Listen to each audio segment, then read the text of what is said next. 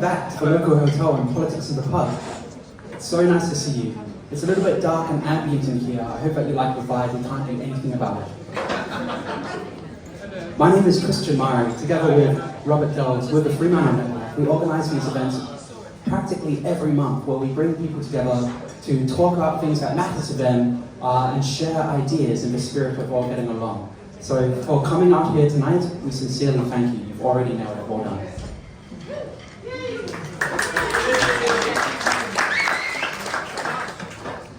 Before we begin, I know I say this every time, but I mean it.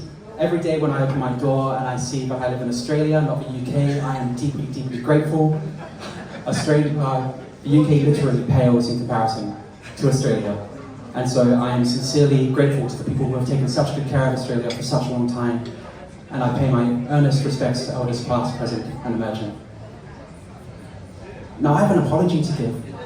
Councillor Jemima Williamson-Wong fell ill today, and she would have actually been the best MC for this topic. Genuinely, she's written books on this topic, can you believe it? So she sends her sincere apologies, but I think she did the right thing in deciding not to be patient zero and infecting everybody. Now, I'm not going to take up too much of your time, but I do want to welcome the new Mayor of Fremantle, Ben Lova.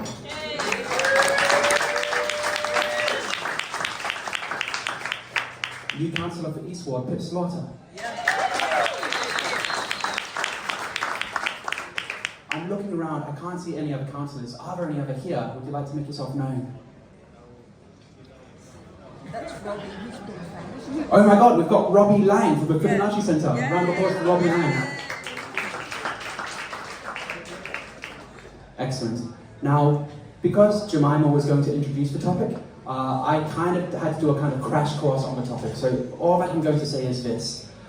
Every now and then, it feels like the world is a rather threatening and gloomy place. And so when you hear counter-narratives that change your perspective on the state of the world and certainly the state of the future, it can be extremely uplifting. And I think that we're going to have some potentially uplifting discussions here this evening. At the same time, I think we're going to have realistic ones as well. And there's nothing more uplifting than reality, I've been looking. With this in mind, here is the format for the evening. The topic is, do we need degrowth? Will technology save us? Will community save us? What do we need to do? We're going to talk about it for the first half of the evening. We have 5 wonderful speakers. Then we're going to have a short break, and then we're going to come back and the conversation goes over to you. You can share your bit, or you can ask the speakers questions. It's entirely your choice. With that in mind, I'd like to introduce the first speaker of the evening, the Fremantle Network's own Robert Delves.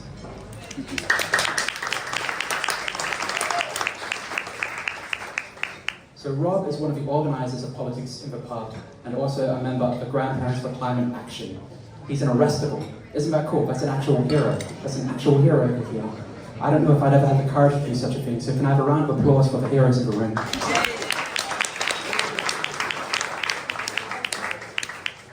This is a group who campaign for the actions that are required to reduce greenhouse gas emissions to a level that will ensure we leave a healthy environment for our children and grandchildren.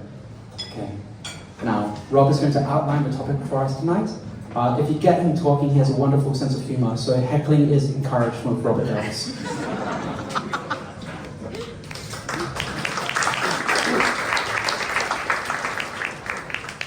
Thank you very much. It's a great pleasure to introduce the topic, and I'm really looking forward to it. Not my introduction, the topic, when it happens with the speakers. As Christian said, I probably know more about the inside of a jail cell than I do about degrowth, but I'm wearing the hat of Grandparents for Climate Action, and they are truly a wonderful group of people to share a jail cell with. This t-shirt was one of our latest actions last year, a cycle from the Parliament House here all the way to Parliament House in Canberra with the message, no new gas, and a fantastic effort, those who did it. I got a fair bit of the way, almost, to Canberra at a place called the East Perth Railway Station. It was a planned retreat, it wasn't sort of the legs giving up. So why do we come together as grandparents? Because of the increasingly desperate calls by the climate scientists that the time we have to avert this climate disaster is getting shorter and shorter. And we need to throw everything possible at the problem so that we can have a safe climate for our grandchildren. What do we mean by throw everything at it? Well, certainly we would say the number one is the energy transition from the fossil fuels to the clean technologies, solar, wind and battery storage, and electrify everything, including transport. Just a few questions that we'd raise. Are these technologies progressing fast enough to avert climate disaster, runaway climate change? And how close to zero emissions are they? How close are they to almost no environmental impact? It's great to have Peter Newman and Jess Shaw here.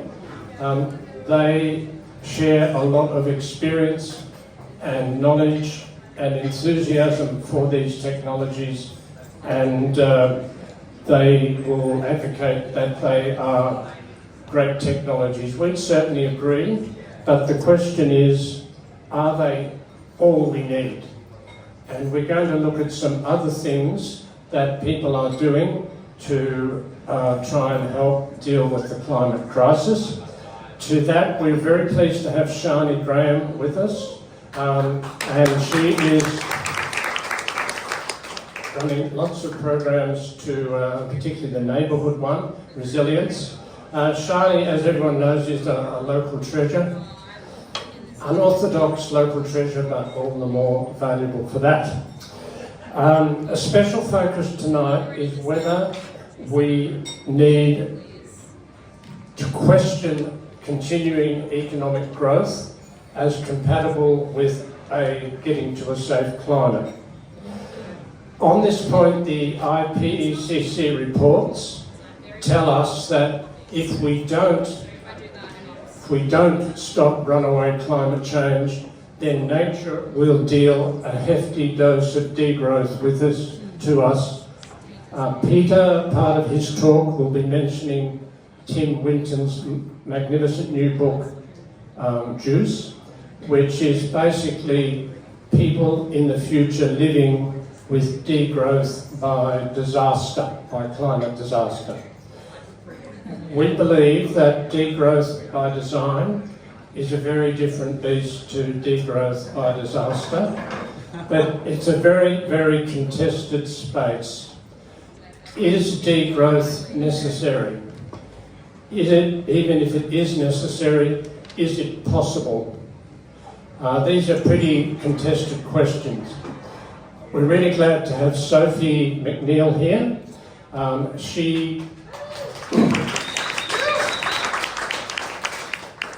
I think she's one of those people who every morning when she gets up, her first thought is, what can I do today to annoy Woodside?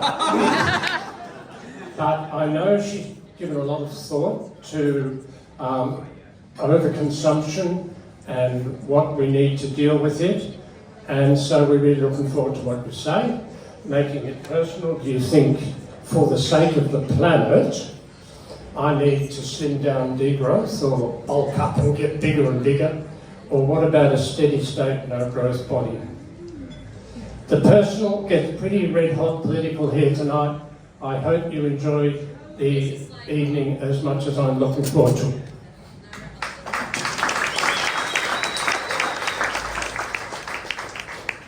Thank you, Robert. Doesn't he have the presence of a rock star?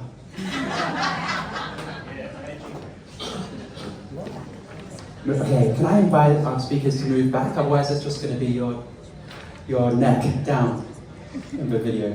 Okay, let me invite our second speaker, Jessica Shaw.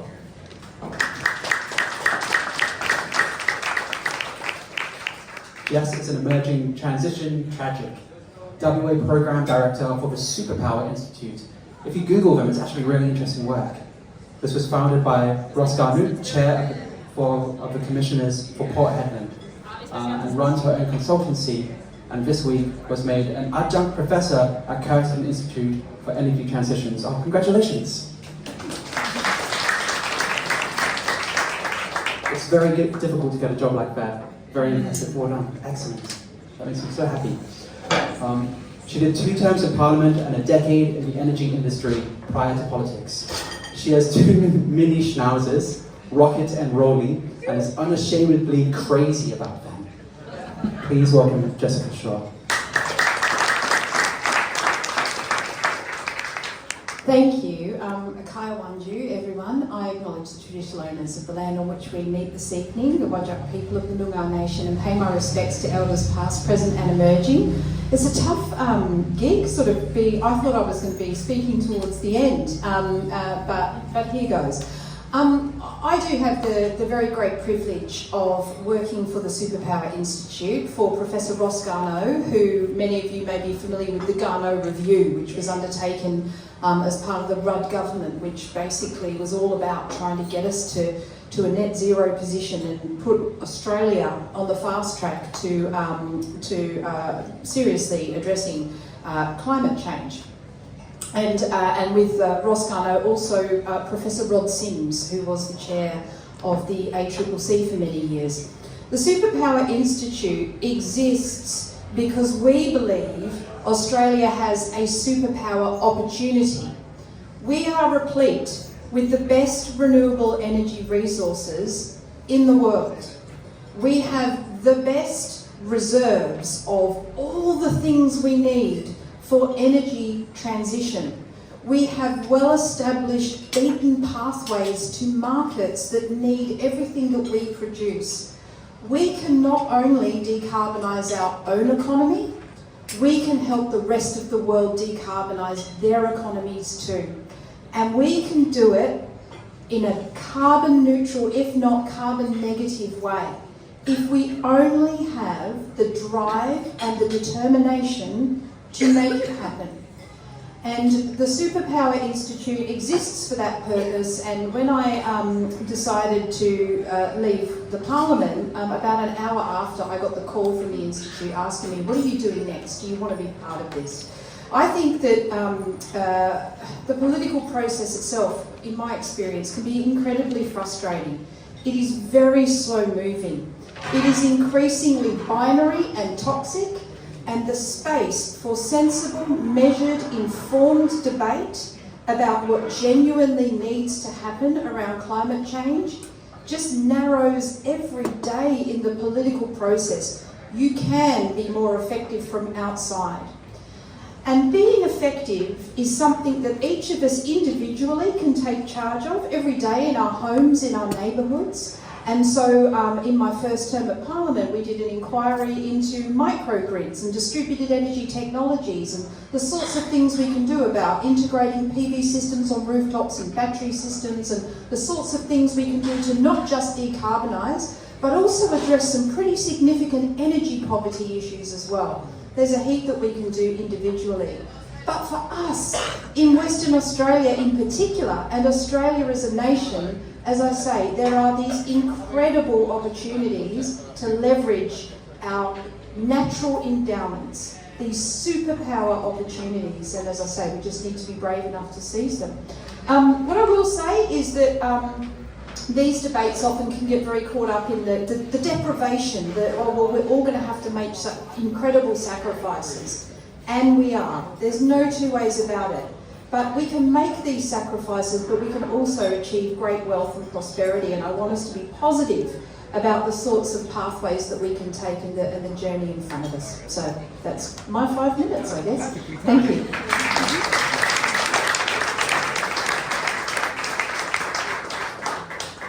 You know, Jess, that was precise to the second. That was precise to the second. That's impressive. Wonderful. Thank you so much, Jessica Shaw. Our next speaker is Sophie McNeill.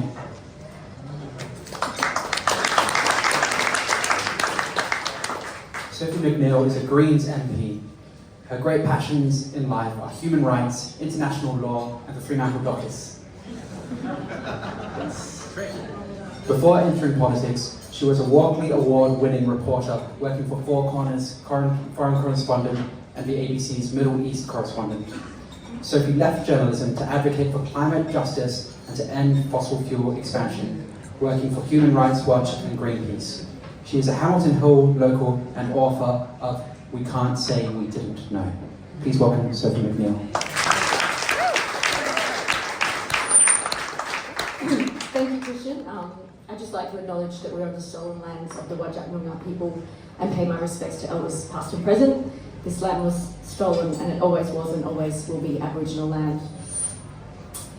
So there's lots of different definitions of degrowth that we might hear tonight, but the principles behind this concept is something that we hold very dear at the Greens. So this idea of embracing, a life of sufficiency, that there is a limit to our level of consumerism, a limit to this planet's level of extractivism that we take from it, and the fact that there is a different way of measuring wealth. I think that's the thing I love the most about this concept of degrowth, because a country or a state's GDP only says so much. And you might have heard the lead item on the ABC radio yesterday morning was that West Australia has the strongest economy in the nation, and we have the richest economy, richest state in the nation. But we are the worst on climate action. We are the only state with rising emissions, the only state without a renewable energy target, the only state that has no 2030 emissions reduction target. So in so many ways, we're actually failing here in Western Australia because we're the strongest, we're the richest.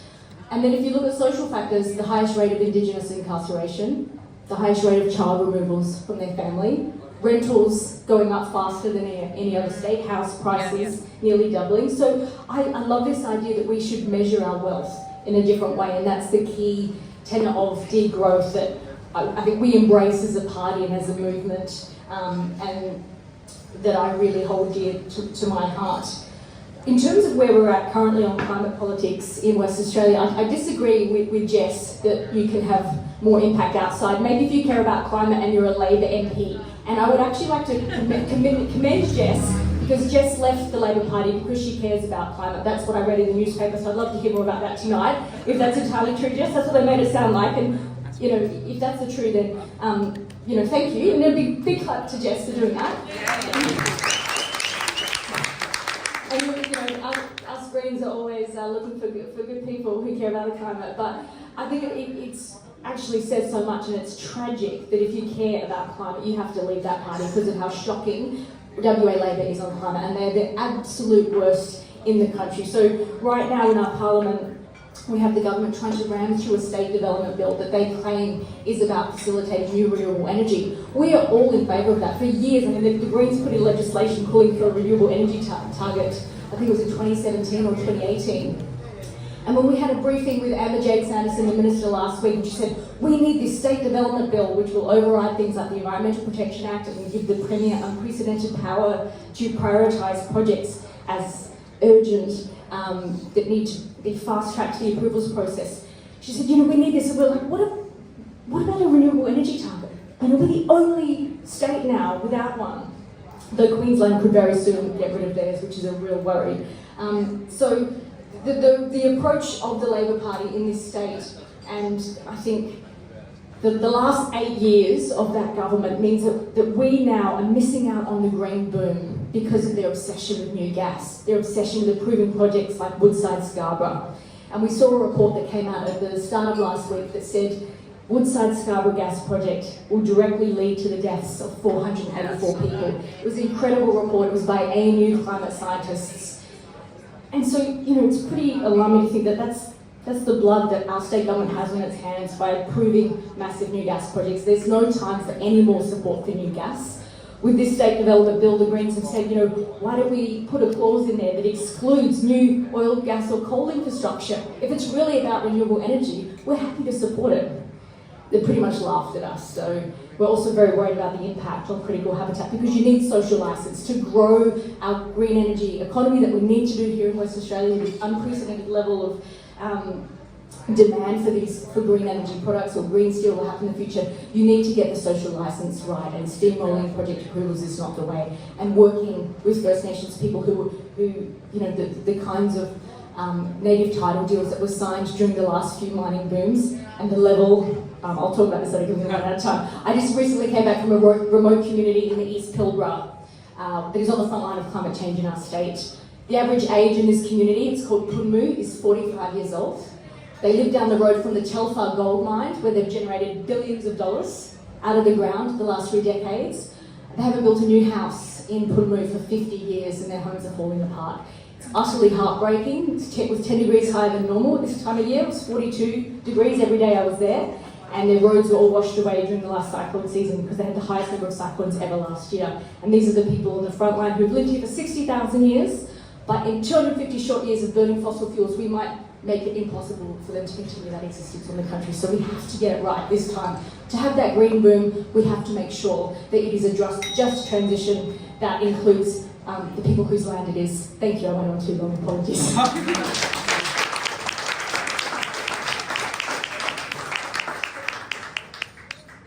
You know when you watch a YouTube video and you change the speed to 1.5 times? That was awesome. That was awesome. Thank you so much. A round of applause for Sophie McNeil.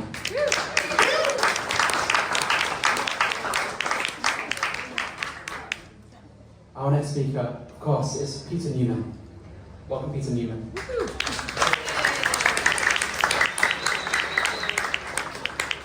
Peter describes himself as an activist academic for the past 50 years in environmental science at Murdoch and sustainability at Curtin. He has worked for the Intergovernmental Panel on Climate Action, the IPCC, on 3 reports, and has a new book just out called On Net Zero Cities, which is his 26th book.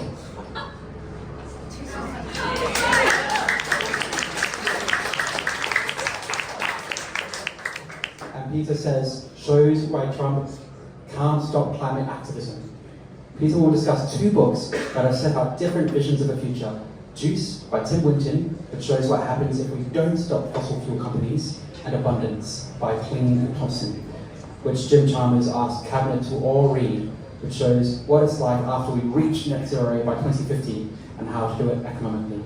One more time, round of applause for Peter.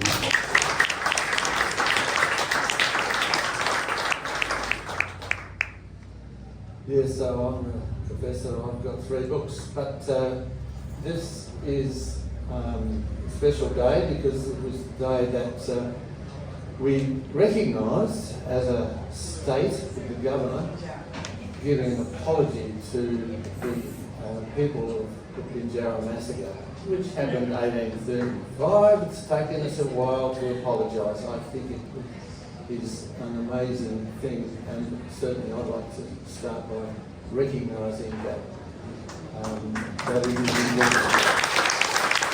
So I hope that the uplifting side of this can be a little uplifted.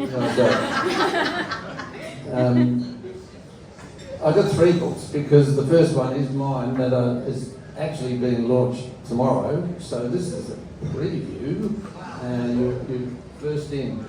Net Zero Cities with Sustainability, a practitioner's approach, and it really is about the practical way of getting to net zero cities, but you have to do it with sustainability. In other words, it's not just technology, it is about how we make cities and regions and how we enable the whole processes of change to occur with equity and in ways that will last.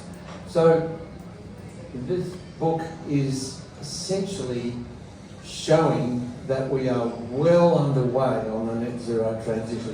There's a lot of publicity trying to say that we just are so slow, and you've really got to do something desperate to sort of get going.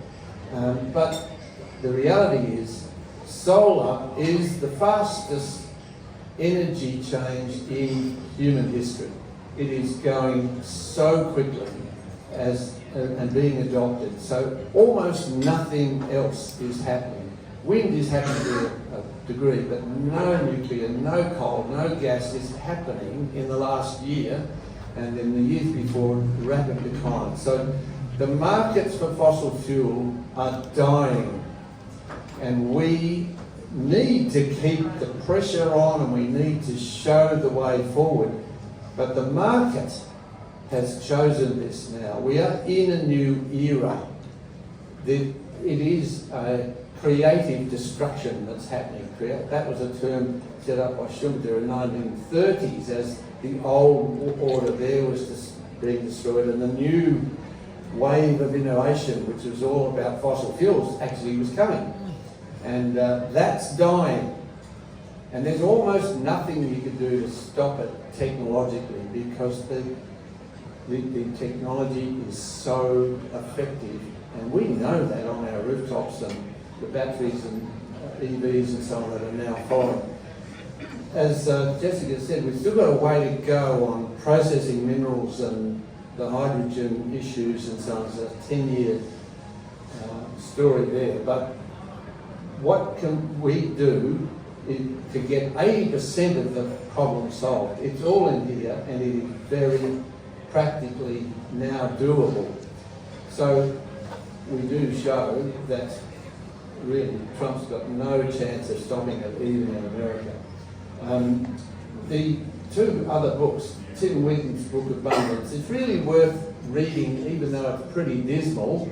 It is really wanting to make you feel as though if we don't do this, we are really stuck, because talk about degrowth in the sense of having no economy at all. It's really awful what he shows.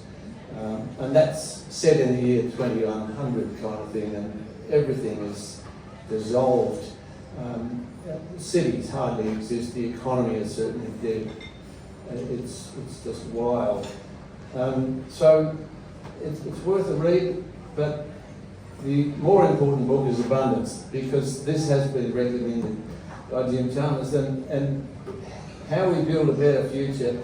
Klein and Thompson have shown that you can, and they start off with net zero being achieved in 2050. They describe what it's like. But it's not just that that's achieved. They also show how homelessness and health and productivity and so on can all be brought together with this transformation. And they show that net zero and this process that we're starting is the key to it. So it is necessary to grow the economy to do that. And that's the basis of Abundance, and I really recommend that you read it, because it will show you the way to the future that will enable the renewables transition. Thanks.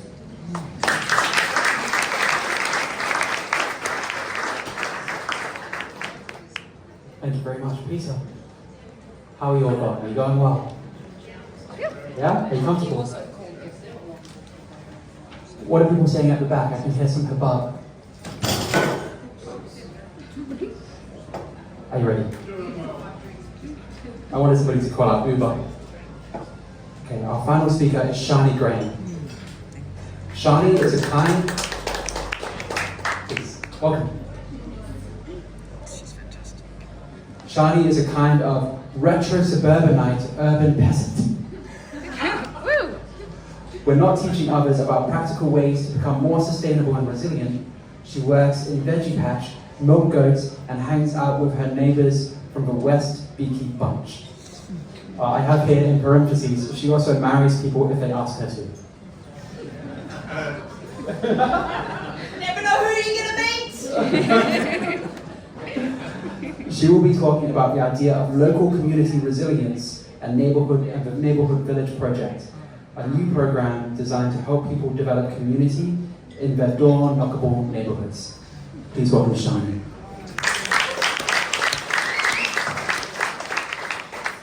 We have 2 baby goats at home. One of them is called Kaya, and one of them is called Wondru. And every day when we look at those goats, we remember the people who actually own our property, really. And so I'd like to pay my respects to those people, those elders past and present that have taken care of the land that we're on.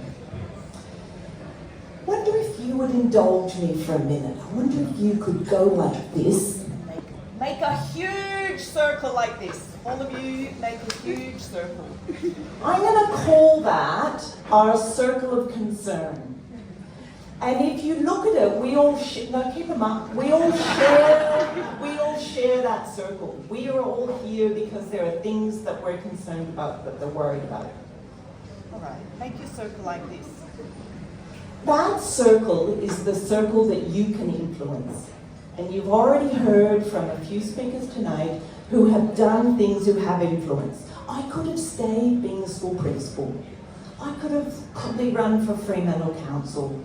I could have got involved with the Greens. I could have done various other things. But I know, personally, if I do everything within my circle of influence, I'm going to wear myself out. So I want you to make a circle around your heart, because that's your circle of action. And all that I want to do today is share with you what is currently sitting in my heart as my own little personal circle of action. So this book influenced me greatly. So for those who haven't seen it, it's written by the co-founder of permaculture, David Holmgren, and it describes the built, biological and behavioural changes that we could make within our current cities. Not building a new something, but actually looking around our suburbs and saying, okay, what can we do? So Tim and I have worked really hard over the last few years. We have 10 people living in our house now in 5 separate living areas. We are independent of water and power, and we're growing, in summer, about 80% of our vegetables, plus all our milk, cheese and eggs come from the back garden. But there's a chapter missing in this book. And the chapter missing in this book is a chapter about geographic community. So most of us in this room have communities of affinity. We get together because we're interested in politics and we join an affinity group. We're involved in a community garden. We might be involved in sports club, or we hang out at the Fibonacci Centre. We have various things that we do with people who feel like us. And that's fantastic. My new passion is actually a community of people randomly linked by the fact that they happen to live close to you. And I'm interested in that for a few different reasons. 90% of the support you get within the first 24 hours of some sort of climate emergency comes from within 1 kilometre of your house. So we see it on the telly. It's not the SES come that put your house tiles back on, it's your next door neighbour. It's not necessarily the permaculture group that you're in who lives 20 or 30 minutes away, it's your next door neighbour. 1 in 3 Australians at the moment, are based on a 2023 federal report that they're lonely. 1 in 6 have actually sought assistance medically for their loneliness. That's not what's scary. What's scary is 60% of people, when you talk about someone who's lonely, say there's something wrong with them. That's why they're lonely. And people who are lonely, over half of them feel that they have negative character traits. So we have an endemic, but we also have a stigma attached to that. So for me, my little personal thing, and it's insurance policy, I want to make sure I don't feel lonely. I want to make sure when a storm comes that I have people around me. So we started this little group called the West Beaky Bunch. It's 370 houses around us. It's about 1,000 people. This year we've organised 42 social events, and we have 21 people organising at least one thing. It's a magical community to be part of. When COVID hit, we have 70% of people on an email list. Who can help?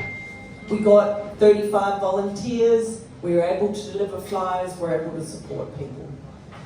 So I gave a little TED talk about that, and a lady in the US contacted me, and she has designed a program for people who are interested in developing door-knockable communities around them. It's called the Neighbourhood Village Program. going to leave it there, but if the concept of geographic community is something that maybe would be in your heartfelt circle of action, then come and see me or ask a question.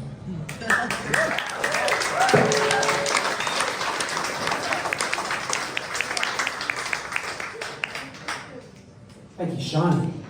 What an incredible start. Okay, we're going to go for a break. What I really recommend is don't all bum rush the bar at the same time. Stagger it, okay? So make friends here, and then wait 5 minutes, then go get a drink if you're willing to put off your thirst for a little while. Please come back in 15 minutes when you ring the bell.